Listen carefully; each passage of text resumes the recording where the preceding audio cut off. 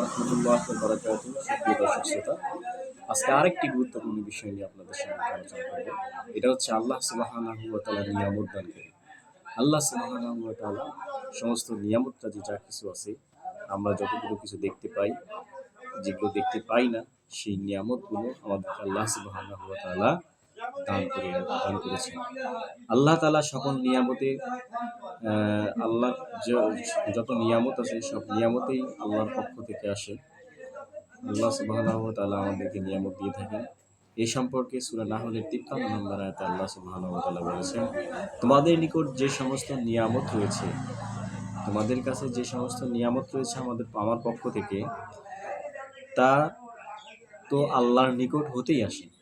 সেই নিয়ামতটা যে কই থেকে আসে, আমাদের মাঝে যে নিয়ামতগুলো রয়েছে, আল্লাহ সুবহানাহু ওয়া তাআলা বলেছেন সেগুলো আমার কাছ থেকেই তোমাদের কাছে আসে।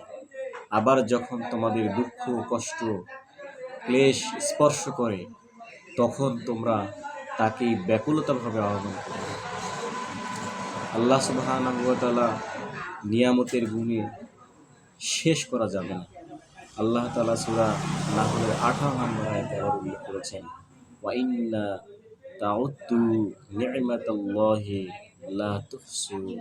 লা তুহসুহা। তোমরা আল্লাহর অনুগ্রহ গণনা করলে এর সংখ্যা নির্ণয় করতে পারো। আল্লাহ সুবহানাহু ওয়া তাআলা যতগুলো নিয়ামত আমাদেরকে দান করেছেন, এই নিয়ামতগুলো যদি আমরা গণনা করতে থাকি বা এর সংখ্যা নির্ণয় করতে থাকি, আমরা কখনো এটা শেষ করতে পারবো না। সুবহানাল্লাহ। আল্লাহ নিয়ামতটা কি আমরা যে ভোগ করতেছি, এই নিয়ামতগুলো আমরা আল্লাহর ভোগ করে একমাত্র তার ইবাদত করব এবং তার দেখানো পথ অনুযায়ী আমরা চলব। এটাই হচ্ছে আল্লাহ সুবহানাহু ওয়া তাআলা আমাদের কাছ থেকে চান। আর আমরা এগুলো করব আমাদের নিজের জন্যই। আল্লাহ সুবহানাহু ওয়া তাআলা সূরা ইব্রাহিমের ৩৪ নম্বর আয়াতে বলেছেন, আর যদি তোমরা আল্লাহর অনুগ্রহ গণনা করো, আল্লাহ যে অনুগ্রহগুলো দান করেছেন সেই অনুগ্রহগুলো গণনা করো, তবে তার সংখ্যা নির্ণয় করতে পারবে না।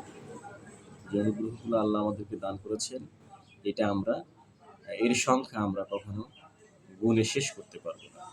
নিশ্চয়ই মানুষ অতিমাত্রায় জালিম ও অকৃতজ্ঞ। আল্লাহ সুবহানাহু ওয়া তাআলা এতগুলো নিয়ামত যে আমাদেরকে দান করেছেন, এই নিয়ামতের আমরা কৃতজ্ঞতা প্রকাশ করি না। এই জন্যই আল্লাহ সুবহানাহু ওয়া তাআলা বলেছেন, অধিকাংশ মানুষকে, নিশ্চয়ই মানুষগুলো হচ্ছে জালিম অকৃতজ্ঞ, যারা এই নিয়ামতগুলো পাওয়ার পরেও আমার কৃতজ্ঞতা প্রকাশ করে না, এরা হচ্ছে অকৃতজ্ঞ এবং জালিম সম্প্রদায়। আল্লাহ সুবহানাহু ওয়া তাআলা এই জালিম সম্প্রদায়কে কখনো ছাড়বেন না। আসুন আমরা সকলেই আল্লাহ সুবহানাহু ওয়া তাআলার এই নিয়ামতগুলো উপভোগ করে আল্লাহর বিধিবিধান অনুযায়ী নিজের জীবনকে পরিবর্তন করতে পারে। আল্লাহ যেন আমাদের তৌফিক দান করেন। আমিন।